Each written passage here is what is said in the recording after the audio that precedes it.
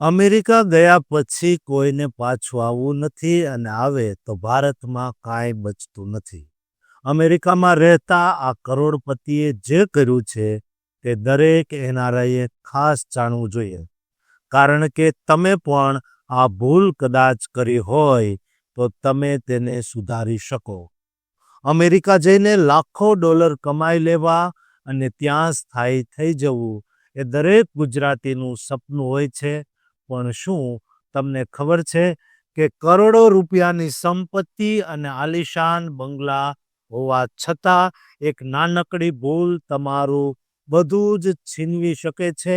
અને આજે આપણે એક એવા જ ગુજરાતી કરોડપતિની વાત કરવાના છીએ જેણે 20 વર્ષ સુધી અમેરિકામાં માત્ર રાજ કર્યું, પણ અંતે ખાલી હાથે ભારત પાછા આવવું પડ્યું. અને આ પાછળનું કારણ જાણીને તમે પણ ચોંકી જશો.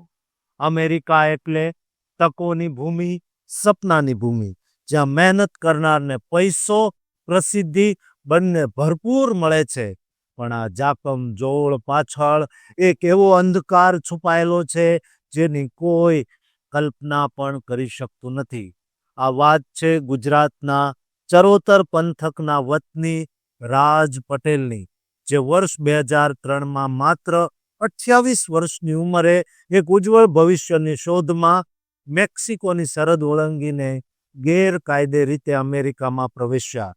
શરૂઆતમાં રાજે અનેક નાના મોટા કામો કર્યા અને એક ડોલર બચાવ્યો અને ત્યારબાદ પોતાની પત્ની મીરાને પણ ત્યાં બોલાવી લીધી. સમય જતાં રાજે પોતાની કોઠાસૂઝ અને સખત મહેનતથી પેન્સિલ્વેનિયામાં બિઝનેસ શરૂ કર્યો અને વર્ષ 2010 સુધીમાં તો તે 4 મોટા સ્ટોર્સના માલિક બની ગયા. જ્યાં તેની વાર્ષિક કમાણી લાખો કરોડોમાં હતી, રાજે ટેક્સ ભરવાનું શરૂ કર્યું, સોશિયલ સિક્યુરિટી નંબર મેળવ્યો અને સમાજમાં પણ મોટું નામ બનાવ્યું. જેના કારણે તેના બાળકો આર્યન અને પ્રિયા અમેરિકાની શ્રેષ્ઠ શાળાઓમાં ભણતા થયા અને તેમનું જીવન એકદમ શાહી ઠાઠ માઠ સાથેનું હતું. પરંતુ આ બધી સફળતા વચ્ચે એક સત્ય હંમેશા તેની પાછળ પડસાયાની જેમ ચાલતું હતું કે તેની પાસે અમેરિકાના કાયદેસરના નાગરિક હોવાના પુરાવા નહોતા. એપ્રિલ 2024ની એક સવારે જ્યારે રાજ પોતાનો સ્ટોર ખોલવા જઈ રહ્યો હોય ત્યારે અચાનક આઈસ એટલે કે ઇમિગ્રેશન વિભાગની ગાડીઓએ તેને ઘેરી લીધો અને તેને હાથકડી પહેરાવી દેવામાં આવી. કારણ કે વર્ષ 2005માં તેની સામે એક જૂનો ડિપોર્ટેશન ઓર્ડર નીકળેલો હતો, જે વર્ષો પછી અચાનક સપાટી પર આવ્યો હતો. રાજને જેલમાં ધકેલી દેવામાં આવ્યો. તેની 7 મહિનાની લાંબી લડત શરૂ થઈ, જ્યાં તેને એક જેલમાંથી બીજી જેલમાં ફેરવવામાં આવ્યો.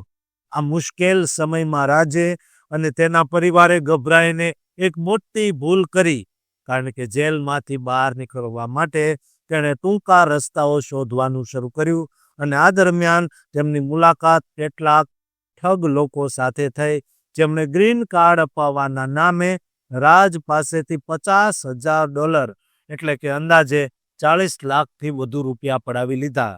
પણ કોઈ જ કામ થયું નહીં.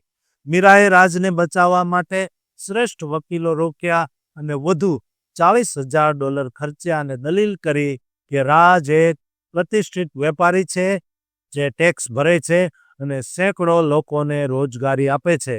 પણ અમેરિકાના કાયદા સામે આ બધી વાતો નકામી સાબિત થઈ, કારણ કે કાયદો તો કાયદો જ હોય છે. અને અંતે ડિસેમ્બર 2024માં 210 દિવસ જેલમાં રહ્યા બાદ રાજને અમેરિકાથી ભારત ડિપોર્ટ કરી દેવામાં આવ્યો. જે સામ્રાજ્ય તેણે 20 વર્ષની મહેનતથી બનાવ્યું હતું, તે બધું જ દેવું ચૂકવવામાં વેચાઈ ગયું અને આજે રાજ ફરીથી ગુજરાતની ધરતી પર ખાલી હાથે પાછો ઊભો છે.